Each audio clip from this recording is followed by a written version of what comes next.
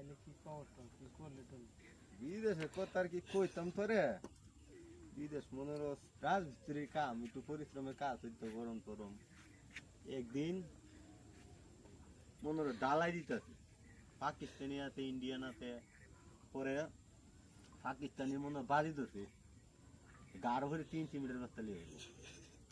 পরে দাদা আমি কই কি রে, পাকিস্তানি হইতো তো নিতে পারবো। বাড়ি ধরছি পাকিস্তানি তো লিয়ে করছি। পরে কইতাছি, আমি কই অঙ্কা তা আমার দিতন লাগবো। পরে কইতাছে, আমি কই তুই 3 আনছস, আরেকটা বাজি ধরি তোর লাগে। আমি কামড় দিলে ওরকম সিমেন্টের বস্তা। তুই দেলি বাংলাদেশে না, পরে কইতাছে কামড় দিলে হরবি, ধরতে বাজি। পরে মনে 20-30 হাত দূর হইব। এখান থেকে মনে হয় সিমেন্টের বস্তা একটা কামড় দিলাম।